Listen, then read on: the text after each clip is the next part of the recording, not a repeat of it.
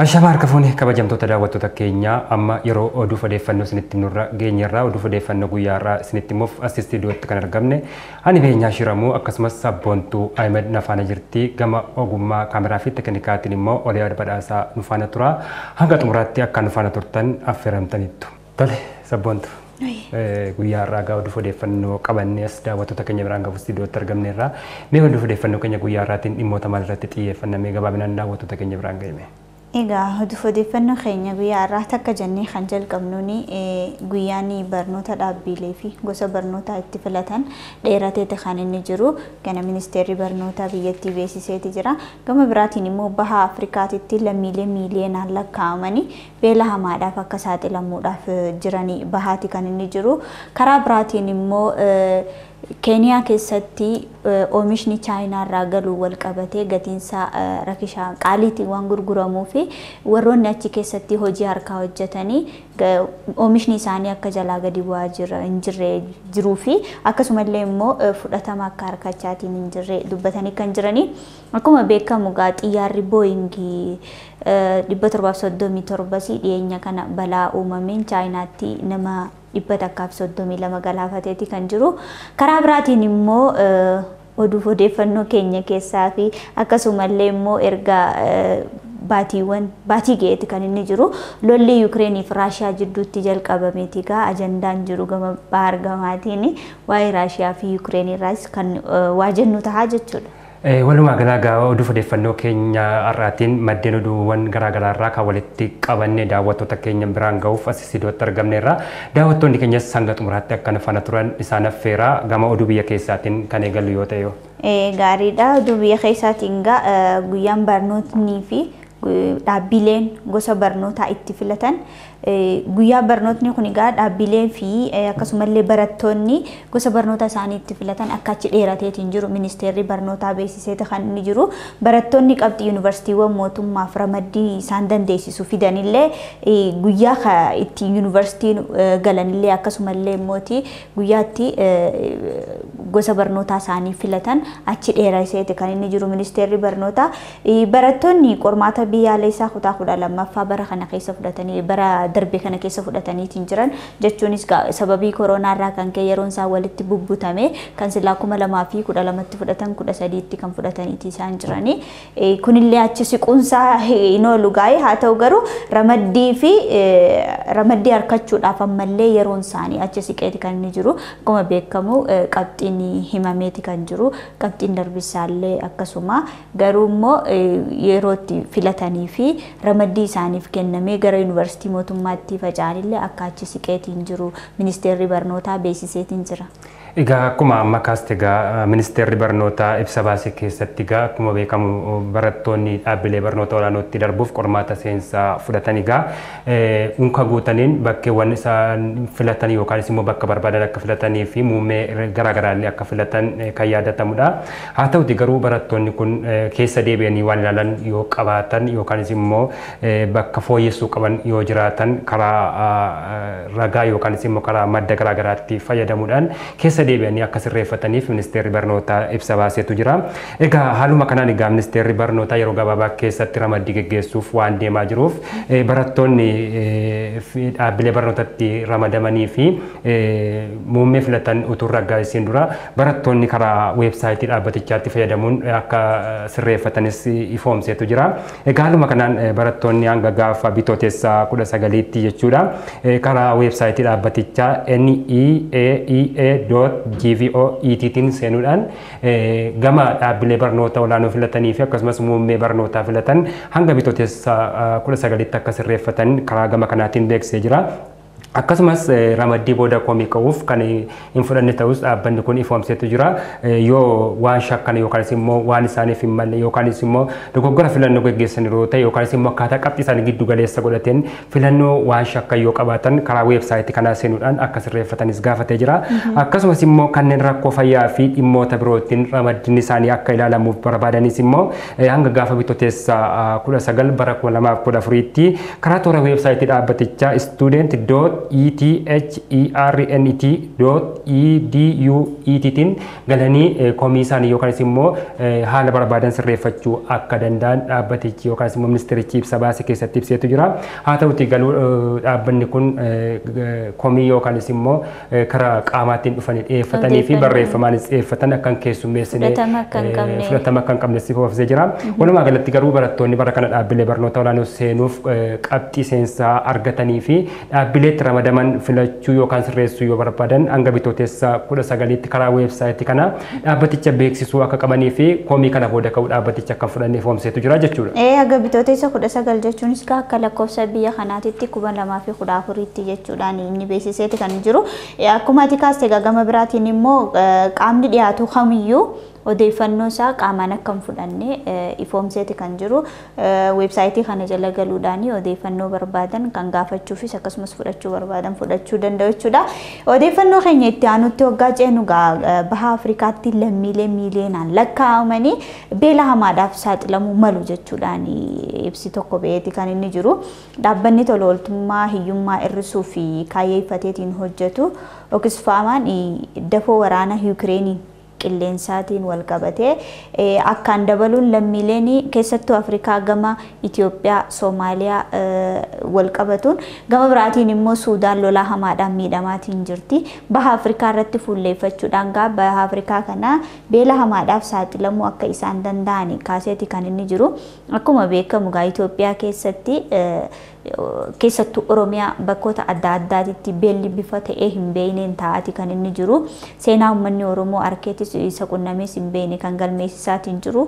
Sababa gogiinsa lafaatiin akkasumallee immoo sababa rakkoo nageenyaarraa kan ka'e bakka adda addaatitti uummati Oromoo beela hamaaf saaxilamaati kan inni jiru. Haa ta'u garuu akka waliigalaatitti immoo baha Afrikaatitti gaafa ceenu biyyoonni akka Soomaaliyaa, Suudaanii fi Keeniyaa Itoophiyaa dabalatee hongee hamaadhaaf akka saaxilamuuf jiranii dhaabbanni kun beeksiseeti kan inni jiru.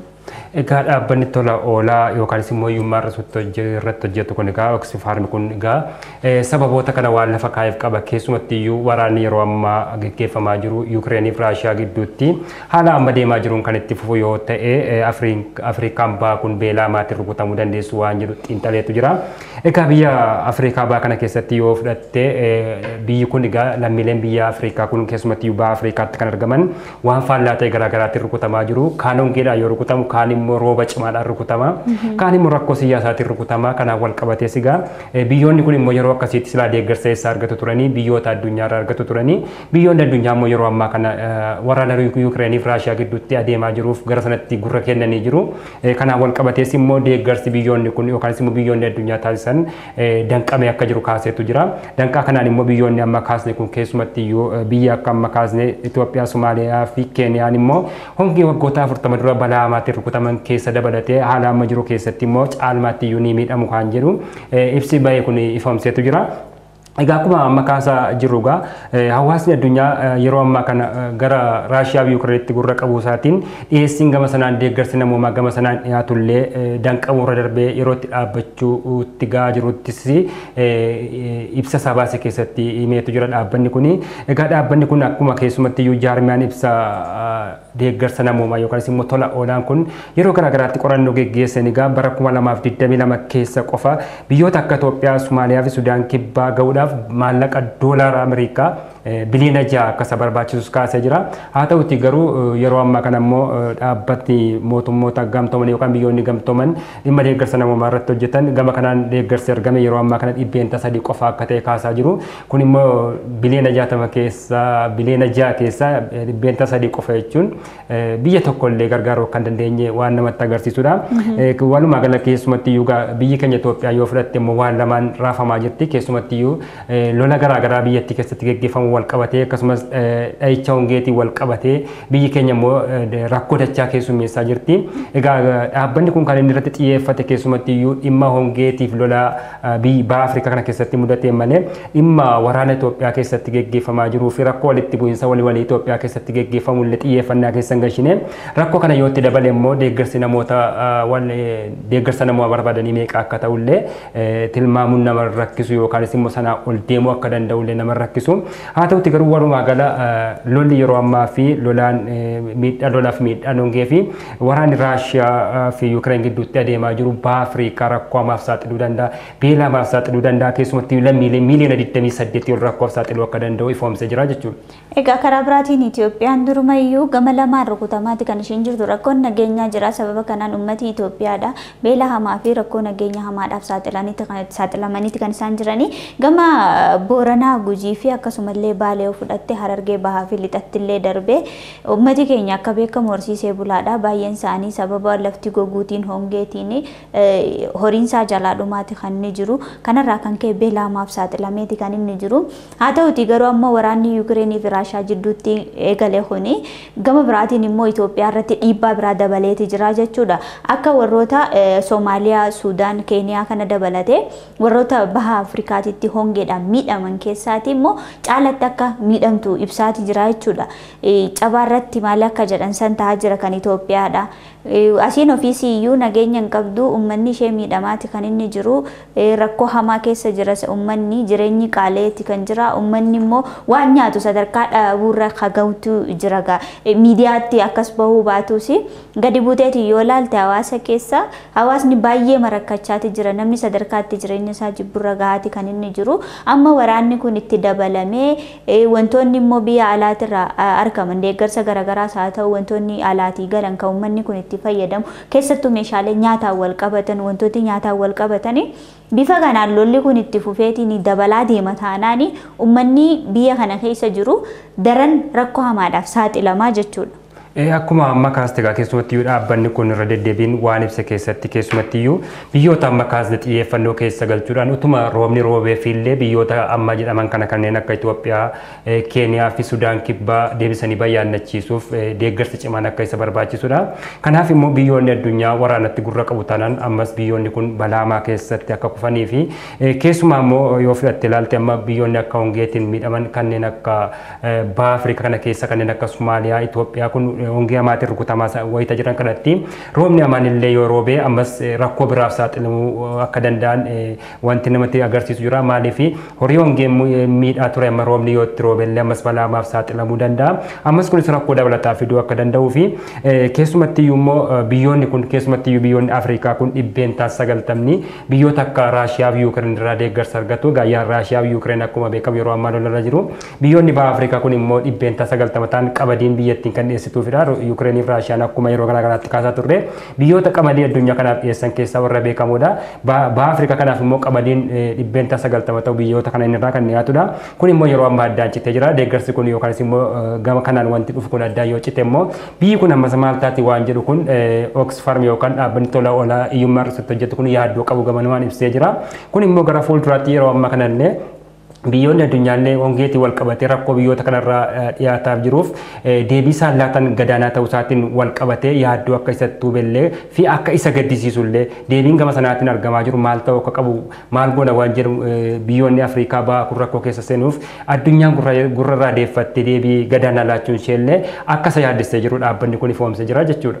Rakkoon hongeedhaan wal qabate hoggaa furmaati ittiin kennamu taanaan mootummaan itti xiyyeeffatee uummatiin ani bulchaa jiru maal keessa jira jedhee yaadee fi waan furmaata waaraa lafan kaa'u taanaanii rakkina hamaa tahaa jechuudha. Inni daangaatti eegameetiin amma callifamee jiru kun gaafa dhufeetiin teessoo mootummaa kanaa jala galu rakkina hamaa ta'uu danda'a. Akkuma Mararaa Guddinaayyuu jedhangaa uummati gaafa waan nyaatu dhabee mootummaa isaa nyaataadha. Qoonqoodha dubbiin qoonqoo immoo qoosaan taatu.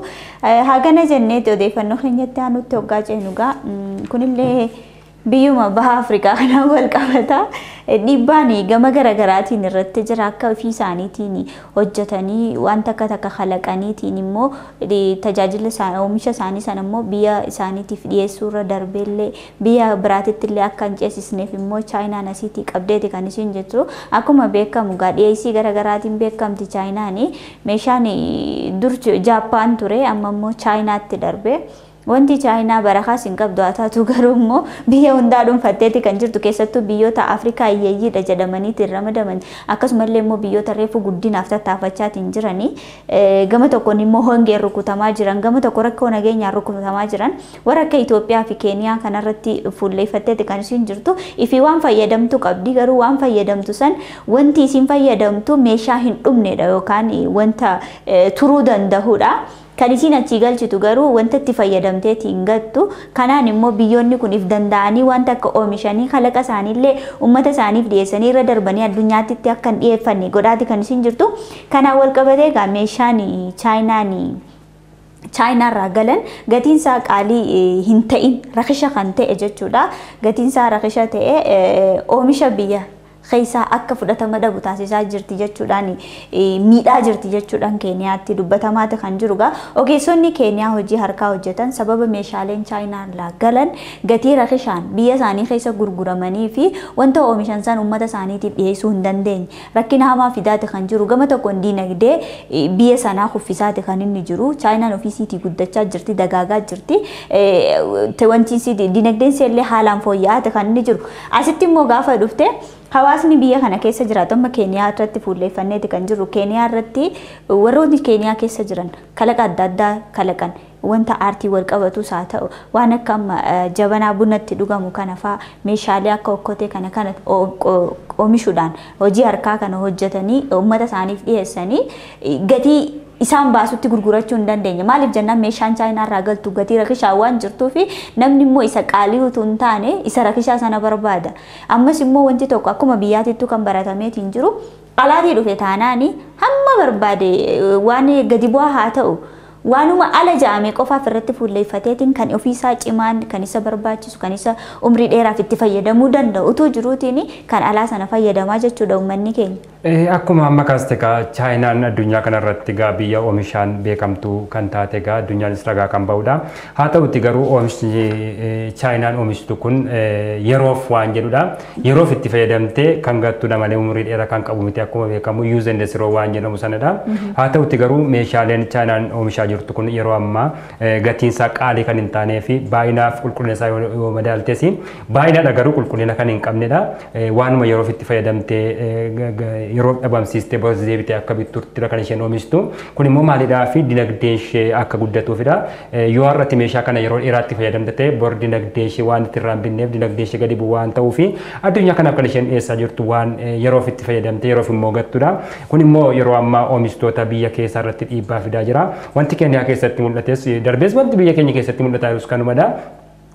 Wantoonni biyya alaarra galan kun biyya keessatti kalaqa adda addaa oomishan yookaan immoo hojii harkaa adda addaatiin kalaqa adda addaa meeshaalee garaagaraa oomishan irratti dhiibbaa fidaa akka jirudha. Keessumatti iyyuu ogeessonni hojii harkaa biyya Keeniyaa kanadha kan isaan iyyataa jiranii miidiyaaleen garaagaraas qabatanii kan baanis kanumadha. Biyyi Keeniyaa bara 2021 keessa qofa Chaayinaarraa doolaara gara doolaara biiliyoona 4 ta'uun meeshaalee garaagaraa gashiteetti.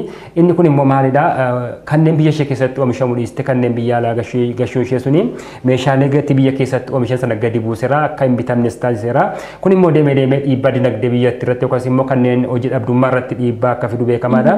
Warri oomishan kun waan oomishan kana gabaatti dhiyeessanii gabaan dhiyeessiin gabaa hin jiru yoo ta'e waan isaan oomishan kun lafa ta'a yoo ta'e deemee gara oomisha kana dhiisuttis yeroo itti deemanitti hojii dhabdummaa biyya sana keessatti illee akka babal'atuuf sababa ta'aa akka jirudha. Walumaa gala garuu meeshaaleen biyya Chaayinaatti galan yeroo amma addunyaa irratti babal'atan kun oomishaalee harka ofii yookaan immoo biyya ofii gatii dhabsisaa akka jiran illee ragaaleen ba'anii mul'isu jechuudha. Kanaaf hojii harka kana hojjetan biyya Keeniyaa keessatti rakkoon kun akka isaaniif furamuu fi kanneen isaan oomishan illee gabaatti akka dhiyaatuu fi gabaa akka argatuuf gaafatanii jiru jechuudha. Chaayinaan akkamittiin guddatte? Akka Chaayinaa keessatti haada kopheedha asii yoo bitte soolii bakka biraatii bitta kophee bakka biraatii bitta akkasuma uffata illee shamiza yoo bitatte tishertii bakka biraatii bitta ollaa akkasitti wal guddisteetiin jirti Chaayinaa. Garuu akka biyyoota Afrikaa kanatti yoo fudhatte ayyoon dukkaana banaatis kaatee dukkaana bantaa waanuma mana kiyya keessa jiru anumarraa koppii gootee atis mana kee keessa galchita. Kun immoo guddachuu dhorkaa jechuudha.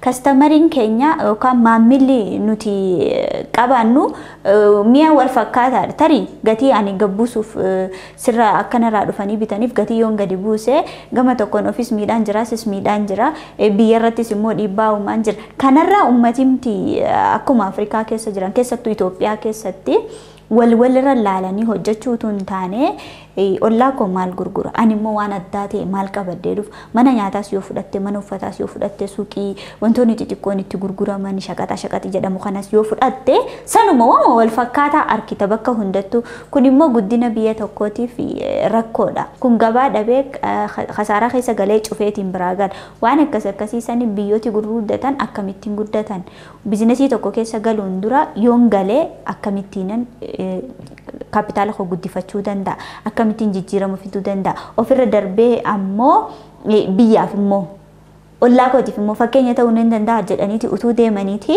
guddachuu fi jijjiiramuunis ni danda'ama jechuu barbaada. Walumaa galagaa namoonni hojii kalaqaa yookaanis immoo hojii tokko irratti bobba'an wayita hojii sana irratti bobba'an kanneen wal tumsuu danda'an kanneen wal deeggaruu danda'anii fi kanneen wal ceesisuu danda'an ani sirraa tokko yoo fayyadametti immoo tokko irraa kan irraa fayyadamtu yoo ta'e ni bareeda waan jedhu sana giddu galeessa godhatanii oomisha waliin fakkaanne yookaanis immoo bifa kalaqa adda addaa waliin fakkaaneen hojii adda addaa irratti yoo ba'anii isaanis gabaan isaanis ni dabala guddina biyyaafis guddina ofiifis gahee olaanaa waan qabuuf gama kana irratti xiyyeeffatanii hojii waliin fakkaannee fi bifa wal tumsuu danda'aniin yoo irratti bobba'an gaariidha jenna kunis gama keenya. Egaa akka ollaatti osoo hin taane akkuma ifiititti buluu wayya kan jedhuu fi milkaa'uunis karaa sanirraa dhufa namni yoo ifteetiin ifuma isaatiin of dorgome wanta tokkoon successful ta'uu danda'a.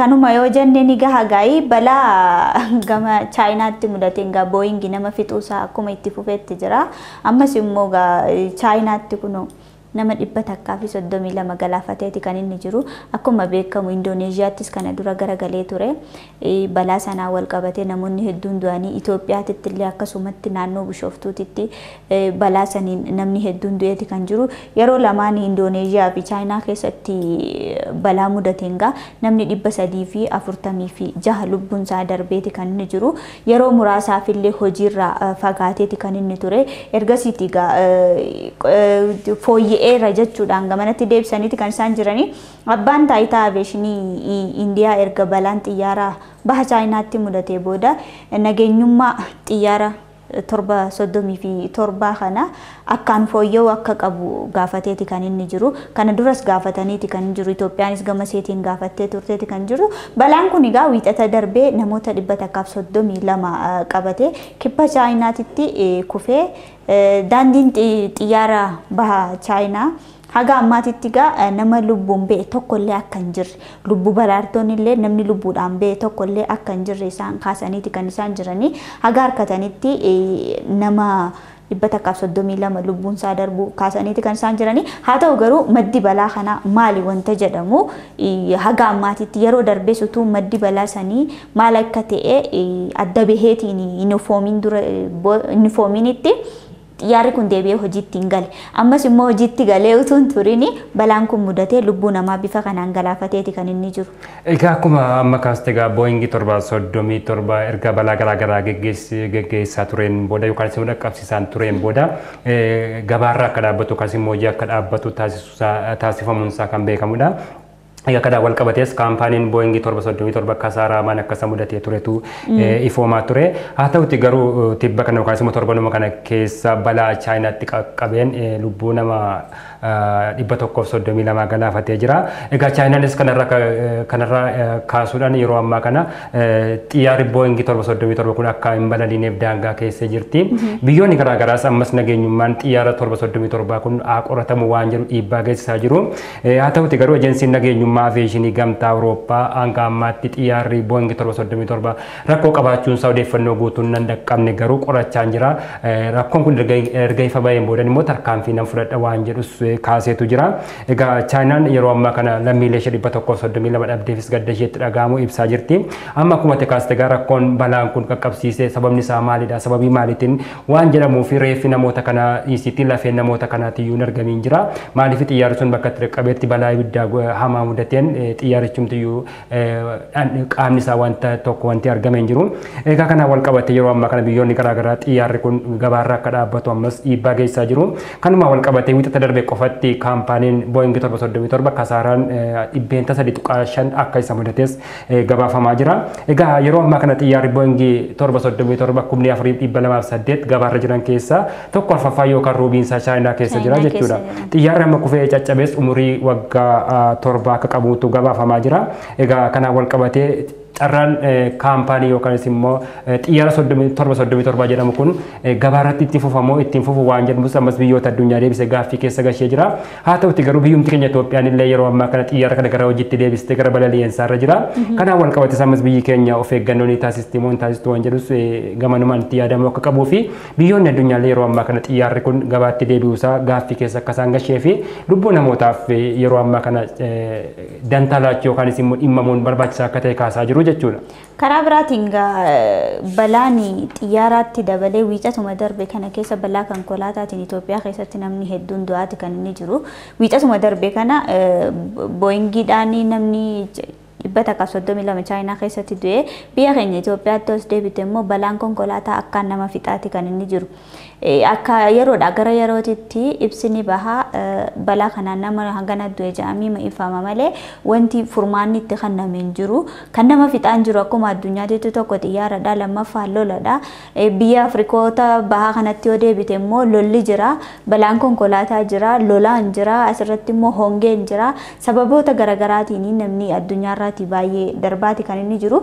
Keessattuu Itoophiyaa keessatti waraanatti taane kan nama fixaa jiru balaa konkolaataati. Balaan konkolaataa yeroodha gara yerootitti lubbuu namaa galaafataati kan inni jiru. Qaamni dhimmi isaa laallatuutunii fi irratti xiyyeeffateetiin irratti hojjete rakkinni balaa kanaa maal akka ta'e adda baase eeyyama konkolaachisaa dandeettii konkolaachisummaa gahaa utuu hin qabaanne namni sababii konkolaataa harkatee qofaaf ka'ee konkolaataa ofuudhaan lubbuu namaa akka maali jeesitti itti taphachaati kan isaan jiranii kichuun meeqatu karatti hafaatiin jira egeree biyya kanaaf abdii biyya kanaa warri ta'anii balaa kanaan dhumaati kan isaan jiranii wanti kun utuu irratti yaadameetiin immoo furmaanni itti kenname ifeeganiitiin eegi jedhu. Guyyaan ga'ee qofaaf miti balaa akka tasaati balaan konkolaataati furmaati utuutti kenname kan jedhudha. Karaa biraatiin immoo gama Raashiyaa fi Yuukireen nu geessite odeeffannoon teenya guyyaa irraati gaa'ee Ameerikaa fi biyyoonni lixaa biroon immoo Raashiyaa tumsa biyyoota garee diiddamaa keessaa baasuuf akka jiran oduun hasaastee baateeti kan isiin jirtu. Kana durallee akkuma beekamu Raashiyaan warroota G7 jedhaman G8 ture sababii isheen keessaa baatee fi Kirimiyaa waan rukuttee fi kana keessaa baatee G8 immoo gara G7tti deebi'eeti kan inni jiru. Amma immoo biyyooti kun biyyoonni immoo G20 jedhaman kun Raashiyaa baasuudhaaf akka jedhan odeeffannoon baateeti kan isiin jirtu. Egaa akkuma ammatti kaasteeyyuu yeroo ammaa xiyyeeffannoo addunyaa fi keessumatti biyyoonni addunyaa biyyoota hiyyeeyyii akkan deeggarree danqataa kan jiru waraana Raashiyaa fi Yuukireen gidduutti deemaa jiruun ta'uusaa kaasaa turreerra. Egaa kanuma wal qabatee yeroo ammaa immoo qoqqobbiin Raashiyaa irratti kaa'amus dabalaa dhufeera. Egaa biyyoonni G7 fi G20 warri jedhaman kun yookaan G20 fi G7 warri jedhaman kun biyyoota addunyaa irratti ciccimoo fi dinagdeen badhaadhaan ta'uun isaanii beekamaadha. Yeroo ammaa kana isaanis Raashiyaa biyyoota garee G20 kana keessaa ari'uuf yookaan G20 kana keessaa ari'uuf waliigaltee irra ga'aniiru. Bakka ishee immoo Poolaandiin buusuuf akka jedhan odeeffannoon miliqxee baates ifoomsaatu jirti. Haa ta'uti garuu biyyoonni akka Chaayinaa, Indiyaa fi Saawud Arabiyaan immoo dhimma kana irratti akka waliin gallees qeeqxoonni kaasaatu jiru. Egaa akkumatu kaastetti waraanni Raashiyaa fi Yuukireen gidduutti gurraandhala 24 irraa kaasee aga guyyaa irraatitti itti fufeeti kan jiru. Weerara kana egaa kan jalqaba Raashiyaa turte. Haa ta'u garuu akkaati jettetti erga waraanni jalqabe loltoonni Raashiyaa 15,300 ta'anii lubbuun isaanii darbuu gabaasni ministeera ittisa Yuukireen irraa bahe ni mul'isa.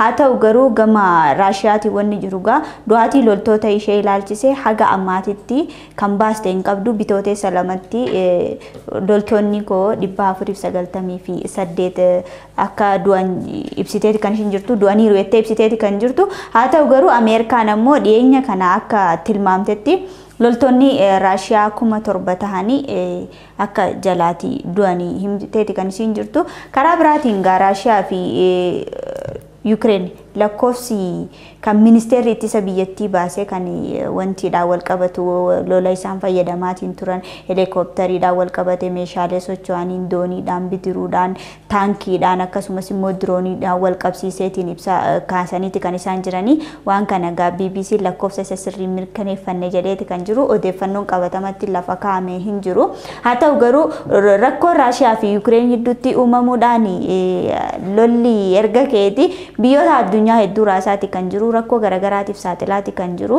ammas immoo wanti kun akka kanatti keessaa baasaniitiin biyyoota G20 jedhaman kana keessaa baasan taanaani daran immoo cibsitee Raashiyaan waraana addunyaa sadaffaatitti ceeteetiin biyya kana shororkaa keessa sii galchuun nafu akkuma addunyaatittuyyuu odeeffannoon keenya gaa guyyaa irraa gama kootiin jiru kanuma fakkaataa wanti si biratti walumaa gala odeeffannoo keenya guyyaa irraa sumarratti goolamne nuti gama keenyaan daawwattoota keenyatti nagaadhaan mannee yoo baane yoo gaariidha tolega kabajamtoota daawwattoota keenya odeeffannoo guyyaa irraa dhimmoota biyya keessaa fi alaa irratti xiyyeeffachuun isin biraan gahaatiin turre an sabboontu Ahmadii waa'illi koobeenyaa shiramutii gama ogummaa teeknikaatiin immoo Oliyaat Badhaasaa fi Dabalaa Nagaasaan waliin turaniiti kan isaan jiranii qophiileen FIB afaan itti fufu gama keenyaan fayyaa ta'a.